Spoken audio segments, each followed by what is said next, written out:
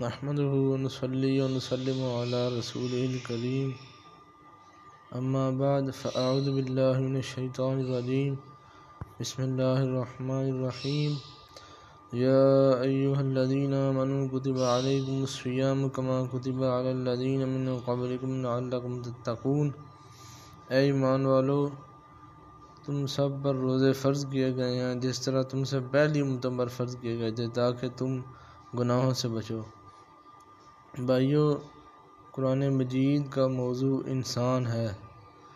یہ انسان اور انسانیت کی بھلائی کے لیے نازل کیا گیا ہے، اور قرآن مجید نے انسانوں اور جنوں کی پیدائش کا بنیادی مقصد عبادت قرار دیا ہے۔ چنانچہ فرمایا وَمَا خَلَقْتُ الْجِنَّ وَالْإِنسَ إِلَّا لِيَعْبُدُونَ کہ میں نے انسانوں اور جنوں کو صرف اپنی عبادت کے لیے پیدا کیا، اور عبادت بنیادی طور پر انتہائی درجے کے تذلل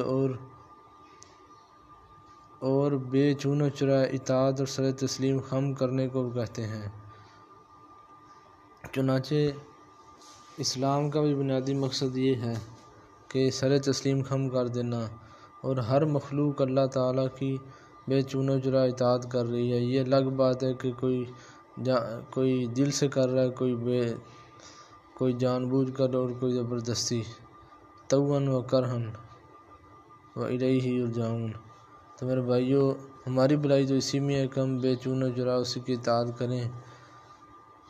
اسلام کی بنیاد حدیث کے مطابق بنی الاسلام علی خمس کہ اسلام کی بنیاد 5 چیزوں پر رکھی گئی ہے: شہادت لا الہ الا اللہ وان محمد رسول اللہ وإقام الصلاۃ وإیتاء الزکوٰۃ وحج البیت وصوم رمضان او کما قال علیہ الصلاۃ والسلام۔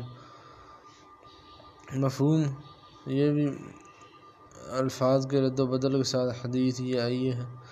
اس کا مفہوم یہ ہے کہ اسلام کی بنیاد 5 چیزوں پر رکھی گئی ہے: 1 صلاح قائم کرنا، زکوٰۃ ادا کرنا، بیت اللہ کا حج کرنا اگر استطاعت ہو، اور ماہ رمضان کے روزے رکھنا۔ تو اس میں سب سے زیادہ جو حکم ہماری طرف متوجہ ہوتا ہے وہ روزانہ 5 نمازوں کا ہی ہے۔ ہم نے واقعہ معراج شریف میں دیکھا کہ 50 نمازیں تھیں۔ سیدنا موسیٰ کے آپ صلی اللہ علیہ وسلم کو کہنے کے بعد اللہ تعالیٰ نے 50 سے 5 نمازیں کر دیں۔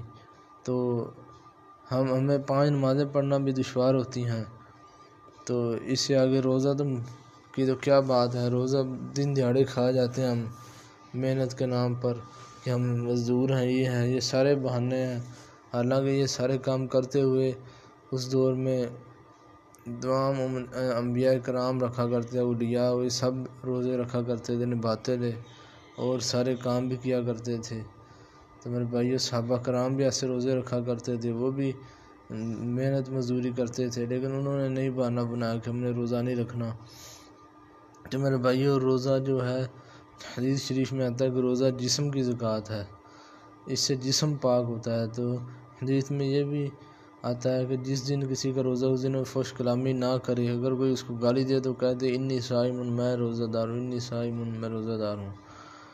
تو ایک اور حدیث میں آتا ہے کہ روزہ تو ہر جسم کے ہر عضو کا ہوتا ہے۔ روزہ اصل میں صرف کھانا پینا سے رکنا نہیں، بلکہ ہاتھ کا، پاؤں کا، آنکھوں کا، کانوں کا، تاکہ شرمگاہ کا بھی روزہ ہے۔ ان کا غلط استعمال جو روزے کو فاسد اور باطل کر سکتا ہے۔ میرے بھائیو، یہ روزے کے چند دن ارشاد باری تعالیٰ ہے اعوذ باللہ من الشیطان الرجیم ایام معدودات کہ یہ چند گنتی کے دن ہیں، ان کا پتہ بھی نہیں چلتا۔ ہم نے دیکھا کہ روزے کچھ روز پہلے شروع ہوئے، ابھی اختتام کی طرف بڑھ رہے ہیں، اور حدیث میں آتا ہے کہ روزے کا پہلا عشرہ رحمت کا ہے، پہلے 10 دن جو ہیں رحمت کے، دوسرے 10 دن مغفرت کے، آخری 10 دن جہنم سے آزادی کے۔ یعنی کہ آخری 10 دن جب ہوتے ہیں تو تمام روزہ دار جنہوں نے دل سے روزے رکھے ہوتے ہیں ان کو جہنم سے آزادی کا پروانہ جاری ہوتا ہے، اور ہر رات اللہ تعالیٰ بے حساب لوگوں کو جہنم سے آزادی کرتا ہے۔ اور اسی ماہ میں قرآن شریف نازل کیا گیا شہر رمضان الذی انزل فیہ القرآن ھدی للناس وبینات من الھدی والفرقان، یعنی قرآن مجید جو سب سے افضل کتاب ہے، سب سے افضل نبی صلی اللہ علیہ وسلم پر سب سے افضل فرشتے جبریل نے سب سے افضل رات لیلۃ القدر میں نازل کیا، اور لیلۃ القدر کی عبادت 1000 مہینوں کی عبادت سے افضل ہے۔ لیلۃ القدر ماہ رمضان کی کوئی بھی رات ہو سکتی ہے، حتیٰ کہ بعض علماء کے اقوال کے مطابق سال کی کوئی بھی رات ہو سکتی ہے، لیکن ہماری آسانی کے لیے حضور پاک صلی اللہ علیہ وسلم کی چونکہ صفت ہے کہ حریص علیکم بالمؤمنین رؤوف الرحیم، کہ وہ آج تم مومنوں کے لیے انتہائی تم لوگوں کے حریص ہیں کہ مومن بن جاؤ، پکے ایمان والے بن جاؤ، اور جو غیر مسلم ہیں ان کے لیے اس چیز کے یعنی کہ اس کے لیے حریص ہیں کہ وہ اسلام قبول کر لیں، اللہ کی رحمت کے تلے آ جائیں، اللہ کی رحمت کے حقدار بن جائیں۔ آپ صلی اللہ علیہ وسلم ہر کسی کے لیے رحمت ہیں، کسی نہ کسی لحاظ سے، غیر مسلموں کے لیے بھی اور مسلمانوں کے بھی لیے۔ تو بات کرنے کا مقصد یہ ہے کہ رحمت کو مکمل رحمت حاصل وہی کرے گا جو اللہ تعالیٰ کی اور حضور صلی اللہ علیہ وسلم کی اطاعت کرے گا اور آپ صلی اللہ علیہ وسلم کی اتباع کرے گا۔ تو میرے بھائیو، اسی لیے یہ رحمت رکھی گئی ہے، یہ مہینہ بھی رحمت کا، ہمیں رحمت زیادہ سے زیادہ حاصل کرنی چاہیے۔ اس کا یہی ایک طریقہ ہے کہ روزے رکھیں اور زیادہ سے زیادہ دعا مانگیں۔ دن میں ایک عصر کے بعد ایک گھڑی ہوتی ہے قبولیت کی، مغرب سے پہلے اس میں دعا قبول ہوتی ہے، اور خصوصاً روزہ دار کی دعا جو ہے وہ ضرور قبول ہوتی ہے۔